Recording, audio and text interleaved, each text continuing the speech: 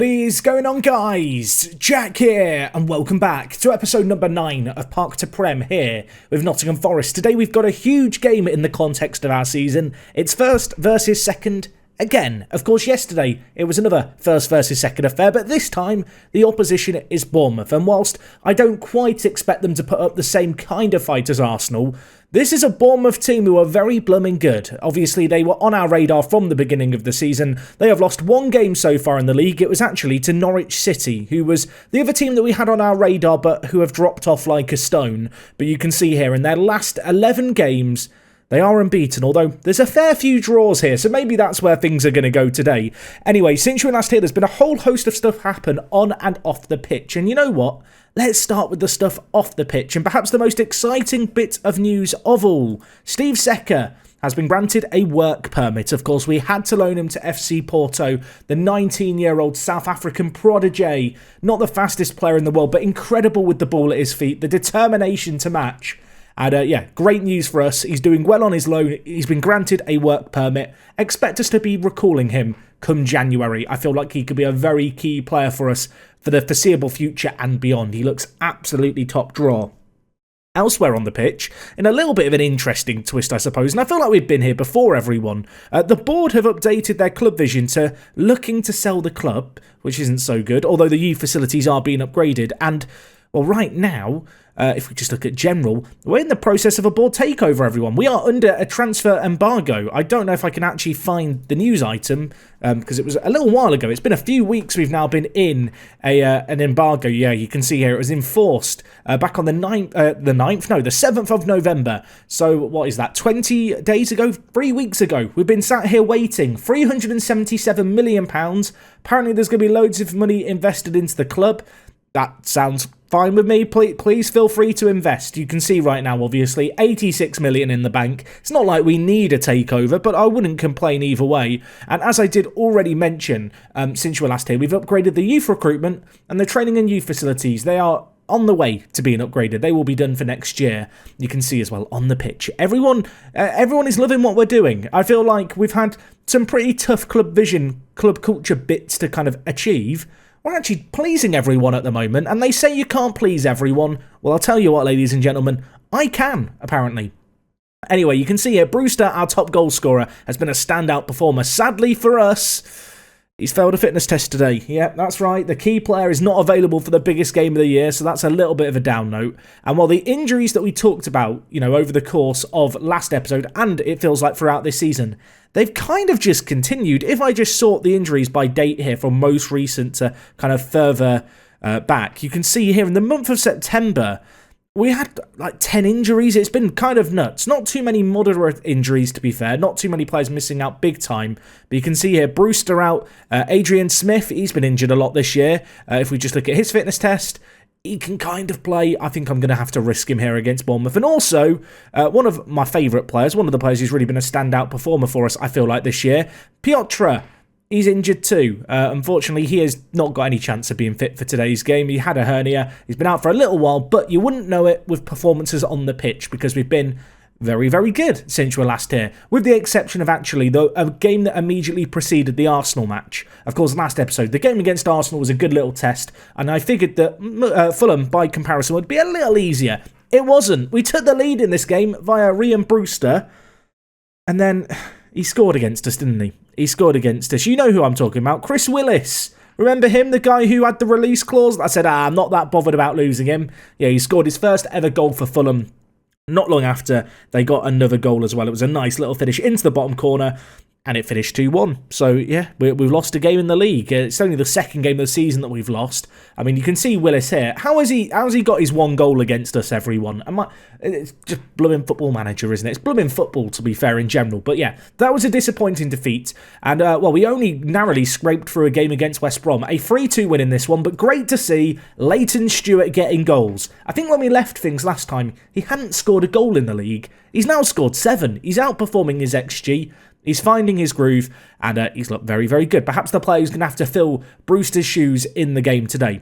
Against Bristol City, we unfortunately drew 1-1. A Leighton Stewart goal in this game put us ahead, but a late equaliser through Diallo made sure they got a share of the spoils. And with that result, we actually dropped outside the automatic promotion spots. So going into the next game against Norwich City, I was a little bit nervous. They've been on the up, actually, since Marshall has taken over as their new manager.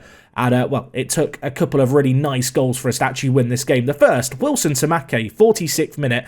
Lovely, lovely goal by him. Then Regina getting I want to say an uncharacteristic goal, but to be fair, out on the right-hand side, he's got his fair share of goals. This one was a nice finish from range. We did concede late on. It was probably the best goal of the game. Norwich passing the ball round superbly. In the end, Conrad Lamer with the finish in the 72nd minute, but it was merely a consolation. We won 2-1.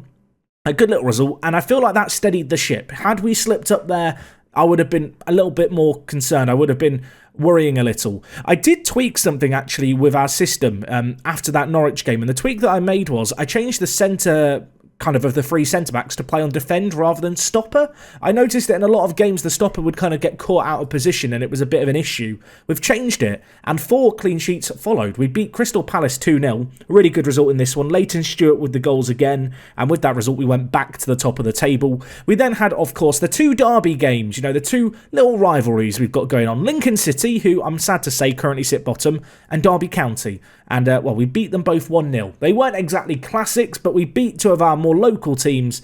And, well, that really set us on our way. A win against QPR followed 3-0 in this one. Brewster with 2, Stewart with 1. And then most recently, we took on Portsmouth at home, a 3-1 win in this one. This was a pretty exciting game. A very weird opening goal as well. I feel like we've been the beneficiary of a few weird goals throughout this year. There was one in this game, Ivanov with the own goal. They did get a goal back through Callum Patterson. Ball was pulled back to him nicely, kind of at the edge of the 6-yard box. He found some space, tucked it into the bottom corner. I went shouty then. I actually did a shout in the 41st minute, and I thought I might be wasting my breath with half-time around the corner, but I didn't, because Leighton Stewart scored for us right on the stroke of half-time. We went into the break at 2-1 up. Alex Myton then got a goal for us in the second half. It made sure of the result with 10 minutes left. And I feel a bit bad for Alex Myton, everyone. He's fallen down the pecking order. When we first took over, he was the boy, he was the player, he was the lad. And he's kind of just not really maintained that level. Second half of last season, he slowed down, certainly. This year, we've given him 4 starts, 6 appearances off the bench. He's never really got going for us, but maybe that recent goal can spur him on to bigger and better things. So you might wonder, with those results, how is the league table looking? If we just take a peek at it here, we sit top of the table, 9 points clear of Stoke, who we absolutely hate. We all hate Stoke here, right? We all in agree. I realise that I've got Ryan Shawcross shaking his head in the backroom staff going, no, I love Stoke, boss. No, you don't. You hate them, Ryan. But no, Stoke, who have been a thorn in our side, we sit 9 points clear of. Bournemouth, who we take on today, we're actually 7 points clear of ourselves. So a win here could take us 10 points clear of the kind of potential third place team. Either way, this is a huge opportunity for us to build a pretty monumental gap as we very quickly approach the halfway point of the season. You can see by comparison, Lincoln bottom of the league. It's not looking very good. Tim Flowers has taken over and got 1 win for them. Oh, Lincoln. If we just have a look at League One, where are Boston United, you might wonder? They're currently in 6th. I didn't talk about it, I don't think, last season. They actually finished 5th and ended up losing in the playoff semi-finals. So fair play, Boston United. Could be a case of they are playing in a higher league than Lincoln next year, which would be a little bit mad. But I want to believe that is still a little bit of my legacy being felt over there. Either way, though, our immediate legacy needs to be forged here at Nottingham Forest, and this game against Bournemouth is an opportunity. You can see, looking at our team, it is a little bit of a mess today, so we've got to shuffle things around a wee bit. Talby's coming back from injury, so you know what? Myton, after his previous goal, is going to start out on the wider areas, although we'll play him as a deep lying forward on support. I'm going to bring in Akamash into the bench for Brewster, who's just simply put not fit enough today. Elsewhere, Smith we're going to gamble with, but Regina's not available. So you know who that means. Matty Smith, who's been unfortunately out with injury, he comes back into the team. When we've had to play this guy over Roger, I'll tell you now, he's performed really well, so do it again for us today, Matty Smith. Anyway, this is the team at our disposal. A little bit of rotation needed, obviously. Piotr missing at centre-back. The right mid is a bit different. At centre-mid, I've still got this constant dilemma where I have constantly been rotating things around. But Robertson has been a rare glimmer of hope, I feel like, in the centre of the midfield. He's got 8 assists in 13 games. He's been very good. It's kind of the box-to-box midfielder role alongside him, which is still a little up in the air. Palembi, we persisted with him for a long time, but I've decided maybe drop him for Longstaff for a little bit of rotation early on in the year here. But anyway, let's get into today's game. You'll also notice Leighton Stewart playing down the middle. That is a change that I made that got Leighton Stewart scoring. I will say, I do feel like Samake's returns have diminished as a result. But as you've seen, Leighton Stewart scored 7 goals in the last month or so. He's been very, very good playing down the middle. And with that in mind, I don't really want to change things. It does make me wonder, you know, with the goal scoring that Samake had last year, how much of that was the individual ability of him? How much of that was possibly the way the system works out? You know, the advanced forward in this system is the kind of spearhead of any attack. Perhaps it is just a case of that role is going to get a lot of goals no matter who's there. I don't want to play down Samake's contributions, but you have to wonder. Either way, we've got a set piece here. Smith to throw it long. I'm not sure why Smith's taking the throw out on the right-hand side. I should probably check that. That looks like there's something weird going on with the set pieces. As well, the ball gets lumped over to Brooks. Can we defend this? Can we defend? Don't give away a penalty. Oh my word, they've hit the post. I want to check something real quick. Sorry, we're going to the throw-in routine, everyone. Very exciting stuff. So the midfielder on the right takes it on the right side, and on the left, the midfielder on the left takes it. So unless I've mistakenly got throwing takers, I mean, he's set to take them on the left, but that was on the right. I'm just going to remove him there. That makes no sense, Football Manager. Why was Smith taking the throw on the right-hand side? Answers on a postcard. I feel like I've not said that in a long time. It felt good to say. Say the line, Bart. I do sometimes feel like a performing monkey with our cliches and, well, catchphrases that I just steal off random TV shows. Anyway, Samake, bring the ball forward. Where are you going, son? Plays it inside to Longstaff. Myton now with it. Lays it off to Robertson, who's not quick enough to get there. Not the quickest of centre mids, but it's cleared away only as far as Hoover, who's going to clean up here at the back. Brings it down the right-hand side. Happy to, show some of his full-back instincts as the wider centre-back, although Lammers now bringing the ball forward. He's very good, the Dutch forward. Bournemouth are a good team. They've not lost in 11. They have perhaps started the better of the two teams, and it's Hadji threading through to Brooks, but Stokes lunges down, smothers the ball. And, well, that was needed, wasn't it? As the ball's played through, Leighton Stewart could get there. Leighton Stewart, you need to be finishing these for us. He is going to finish this one for us. It's goal number 8 for the season. A bit of a clinical edge, some questions defensively, I think, over Bournemouth there. But you know what? I'm not going to complain. The ball lumped forward. Samake, with his aerial instincts, gets a big header on it. Tanganga tries to deal with it and slides in. It falls to Leighton Stewart, and he's found his goal-scoring boots, everyone. He's found them. They were in the Towlaw Town dressing room. He's dusted them off. He's been very good for us. And you know what? In a game where we may not get a whole host of opportunities, he's taken an important one there. Smith's still taking the throw-ins out on the right-hand side. Still don't understand it. That is a mystery in itself. Anyway, Brooks to Hadji. Nice tackle by Grimes. Lammers now with it. Palestri hits it into the bottom corner. Nice finish. Nice finish, it has to be said. Half an hour gone. 1 goal apiece. I think this justifies getting a little shouty, dare I say. It was nicely worked, to be fair. Grimes put in the initial tackle, but just perhaps caught a little bit narrow there. I'm wondering now if I'm getting the Smiths confused. Is that what's happening here? Is it Matt Smith taking on the right-hand side, and I'm just thinking it's Adrian Smith? There's too many Smiths on my wings. I do think it's Adrian Smith out on the right-hand side. I wonder if the names is causing the game to get confused. Can you imagine? Either way, I'm not happy, boys. There's room to improve. There is room to improve. I'm going to pump my fists. And again, actually, no, hands on the hip for the attackers. They love it. My hips don't lie. You'd have to say in this game, Bournemouth have perhaps been the better team. Obviously, we're missing a few critical players, and they've got a set piece here that goes short to Palmer's. I was getting flashbacks to the playoff final for a second with that short free kick. Anyway, a chance for us to break perhaps Samake. Leighton Stewart, the only man ahead of him, brings it on his own. Samake hits it. I mean, the run deserved a much better finish at the end of it all. Unfortunately, straight into the keeper's hands. Maybe another long throw here. Okay, that was Matt Smith that time. Maybe I'm just getting my Smiths confused. Maybe we need to nickname them Welsh Smith and English Smith. It's not going to catch on. Anyway, Myton. Leighton Stewart. Oh, he's had a great chance there. The keeper gets a hand to it. Ends up taking it out for a corner in very bizarre fashion. Robertson whips it in. It's cleared away. Maybe Bournemouth looking to catch us out on the counter here. Brooks bringing it forward now. Fresh off the bench, if I'm not mistaken. Options queuing up in the middle. It's a big, big block, but it falls back to him now with Wilson.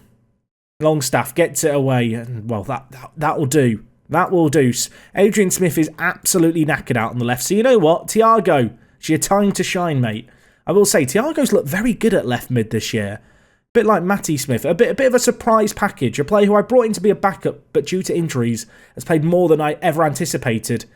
And to be fair, has thrown himself into first team reckoning. There has been a few occasions where I've actually played Adrian Smith in his natural centre mid position and played Thiago down the left hand side. Either way, with that little bit of a knock, a little bit of an injury concern, kind of makes sense to take him off. Samake and Maiton are not having particularly good games. So you know what, Townby, come on down. It's your time to shine. Going to go out on the right-hand side. The former Leon youngster. I mean, at this point, would I take a draw? I feel like a draw wouldn't be a bad result for us. Like, we've got this big 7-point cushion to Bournemouth. For just maintaining it with a draw here, there is maybe one last chance. The 89th minute, a long throw is launched. Araujo's underneath it. Baronines collects. And he's going to lump it forward to Palestri. Oh, I'll tell you what, Smith is loving it, isn't he? He's up for this battle out on the right-hand side. Here he is again. What could he do on this occasion? Bringing it forward. He's got a man to his right. Gives it to Talby.